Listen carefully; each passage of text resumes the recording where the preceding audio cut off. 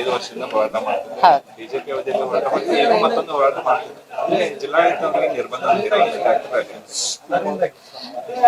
ಇಷ್ಟೆಲ್ಲ ಜನ ಶಾಸಕರಿದ್ದಾರೆ, ಸಚಿವರಿದ್ದಾರೆ, ಸ್ವಾಮೀಜಿ ಅವರು ಇಲ್ಲ, ಖಂಡಿತವಾಗ್ಲೂ ಇಲ್ಲ. ನಿರ್ಬಂಧ ಹೇರಬಾರ್ದು. ಯಾವುದೇ ಇದು ಪ್ರಜಾಪ್ರಭುತ್ವ. ನಾನು ಕೂಡ ಸರ್ಕಾರದಲ್ಲಿ ಇದ್ದೀನಿ.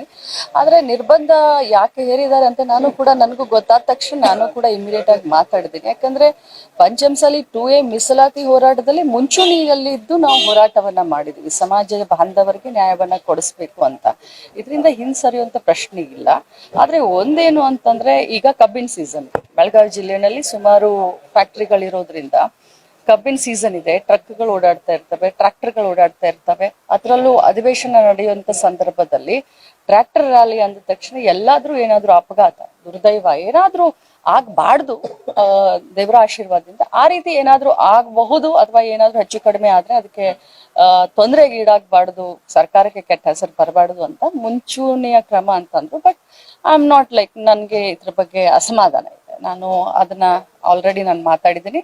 ಮತ್ತು ಇವತ್ತು ಸಾಯಂಕಾಲ ನಾನು ಗುರುಗಳ ಜೊತೆ ನಿರಂತರವಾಗಿ ಸಂಪರ್ಕದಲ್ಲಿದ್ದೀನಿ. ಮತ್ತೆ ಬೇರೆ ಪಕ್ಷದ ಮುಖಂಡರು ಯಾರ್ಯಾರು ನಮ್ಮ ಪಂಚಮಸಾಲಿ ಮುಖಂಡರಿದ್ದಾರೆ, ಪ್ರತಿಯೊಬ್ರು ಕೂಡ ನನ್ನ ಜೊತೆ ಟಚ್ನಲ್ಲಿದ್ದಾರೆ. ಸರ್ಕಾರದಲ್ಲಿ ನಾನು ಕೂಡ ಮಾತನಾಡ್ತಾ ಇದ್ದೀನಿ. ಮುಖ್ಯಮಂತ್ರಿಗಳಿಗೂ ನಿನ್ನೆ ಸಾಯಂಕಾಲ ನಾನು ಮಾತಾಡಿದ್ದೀನಿ. ಇವತ್ತು 4 ಗಂಟೆಗೆ, 3 ಗಂಟೆ ಆದ್ಮೇಲೆ ನಮ್ದೆಲ್ಲ ಸುಮಾರು ಇವತ್ತು ಕ್ವಶನ್ ಇದಾವೆ, ಕಾಲಿಂಗ್ ಅಟೆನ್ಷನ್ ಇದಾವೆ, ಚುಕ್ಕೆ ಗುರುತಿನ ಪ್ರಶ್ನೆ ಇದಾವೆ. ಇದೆಲ್ಲ ಮುಗಿದ್ಮೇಲೆ 4 ಗಂಟೆಗೆ ನಾನು ಸ್ವಾಮೀಜಿಗಳು ಮತ್ತೆ ಬೇರೆ ಪಕ್ಷದ ಮುಖಂಡರು CC ಪಾಟೀಲ್ ಅಣ್ಣ ಇರಬಹುದು, ಅಥವಾ ಬೆಲ್ಲದವ್ರು ಇರಬಹುದು, ಮತ್ತು ನಮ್ಮ ಪಕ್ಷದ ಮತ್ತು ಬೇರೆ ಪಕ್ಷದ ಪಂಚಮಸಾಲಿ ಶಾಸಕರನ್ನ ಎಲ್ಲರನ್ನು ಒಳಗೊಂಡು ಒಂದು ಮೀಟಿಂಗ್ ನ ಮಾಡ್ತಾ ಇದ್ದೀವಿ. ಆ ಮೀಟಿಂಗ್ ನಲ್ಲಿ ನಾವು DC ಅವ್ರನ್ನ, SP ಅವ್ರನ್ನ, ಕಮಿಷನರ್ ಅವ್ರನ್ನ ನಾವು ಕರೆಸ್ತೀವಿ.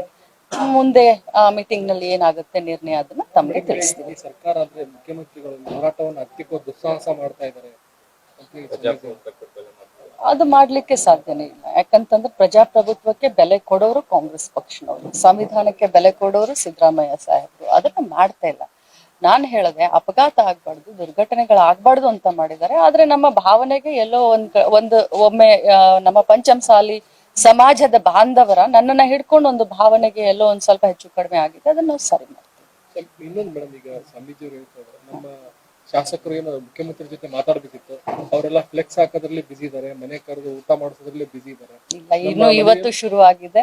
ಗುರುಗಳು ಸ್ವಲ್ಪ ಅಸಮಾಧಾನ ಆಗಿರ್ಬೋದು. ಯಾಕಂದ್ರೆ ನಿನ್ನೆ ಆದಂತ ಈ ಒಂದು ಕ್ರಮದಿಂದ ಅಸಮಾಧಾನ ಆಗಿರ್ಬೋದು. ನಿರಂತರವಾದಂತ ಸಂಪರ್ಕದಲ್ಲಿದ್ದಾರೆ. ನಾವು ಕೂಡ ಅವ್ರ ಸಂಪರ್ಕದಲ್ಲಿದ್ದೀವಿ. ಇಂಥ ಗುರುಗಳು ನಮ್ಮ ಸಮಾಜಕ್ಕೆ ಸಿಕ್ಕಿದ್ದು ನಮ್ಮೆಲ್ಲರ ಪುಣ್ಯ ಅಂತಾನೆ ನಾನು 10 ಸತಿ ಹೇಳ್ತಾ ಇದ್ದೀನಿ. ಮಾಧ್ಯಮದ ಮುಖಾಂತರನು ಹೇಳ್ತಾ ಇದ್ದೀನಿ. ನಿಸ್ವಾರ್ಥತೆಯಿಂದ ಸಮಾಜಕ್ಕೆ ನ್ಯಾಯ ಕೊಡಿಸ್ಲಿಕ್ಕೆ ನಮ್ಮ ಕೂಡಲ ಸಂಗಮ ಪಂಚಮಸಾಲಿ ಪೀಠದ ಜಗದ್ಗುರುಗಳು ಹೋರಾಟ ಮಾಡ್ತಾ ಇದ್ದಾರೆ. ಅವರ ಹೋರಾಟದಲ್ಲಿ ನಾವೆಲ್ಲರೂ ಕೈ ಜೋಡಿಸ್ತೀವಿ. 5 ವರ್ಷದಿಂದ ಯಾವುದೇ ನಾವು ಶಾಂತಿಯಿಂದ ಹೋರಾಟ ಮಾಡಿದ್ವಿ, ಎಲ್ಲೂ ಕೂಡ ಎಲೆ ಮೀರಿಲ್ಲ. ಅಷ್ಟಾದ್ರೂ ನಮ್ಮ ಮೇಲೆ ಯಾಕೆ ಈ ನಾನು ಪದೇ ಹೇಳ್ತಾ ಇದ್ದೀನಿ. ಅಧಿವೇಶನ ನಡೀತಾ ಇದೆ, ಶುಗರ್ ಫ್ಯಾಕ್ಟ್ರಿ ಸ್ಟಾರ್ಟ್ ಇದಾವೆ. ಬಹಳ ಶುಗರ್ ಫ್ಯಾಕ್ಟ್ರಿ ಗೊಂದಲ ಆಗುತ್ತೆ, ಎಲ್ಲಾದ್ರೂ ದುರ್ಘಟನೆ ಆಗ್ಬಾರ್ದು ಅನ್ನುವಂತ ಮುಂಜಾಗ್ರತೆ ಕ್ರಮವಾಗಿ ಮಾಡಿದ್ದಾರೆ. ನಾವಿವತ್ತು ಮೀಟಿಂಗ್ ನ ಮಾಡಿ SP, DC, ಕಮಿಷನರ್ ಅವ್ರ ಜೊತೆ ಚರ್ಚೆ ಮಾಡಿ ನಾವು ಒಂದ್ ನಿರ್ಣಯಕ್ಕೆ ಬರ್ತೀವಿ.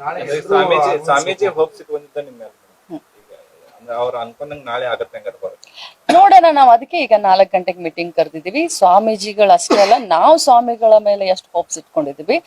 2A ಮೀಸಲಾತಿಗೋಸ್ಕರ ಅನ್ಯ ಸಮಾಜದವ್ರನ್ನ ಕರ್ಕೊಂಡು ಹೋರಾಟ ಮಾಡ್ತಾ ಇದೀವಿ. ಬೇರೆ ಸಮಾಜದವ್ರನ್ನ ಹತ್ತಿಕ್ಲು ನಾವು ಹೋರಾಟ ಮಾಡ್ತಾ ಇಲ್ಲ. ನಮ್ಮ ಸಮಾಜದ ಎಲ್ಲ ಬಾಂಧವರು ಕೂಡ ಗುರುಗಳ ಮೇಲೆ ಒಂದು ವಿಶ್ವಾಸ ಇಟ್ಟಿದ್ದಾರೆ, ನಮ್ಮ ಮೇಲೆ ವಿಶ್ವಾಸ ಇಟ್ಟಿದ್ದಾರೆ. ಯಾವತ್ತೂ ಕೂಡ ಹೋರಾಟಕ್ಕೆ ಚ್ಯುತಿ ಬರದ ಹಾಗೆ ನಾವು ನಡ್ಕೊಳ್ತೀವಿ.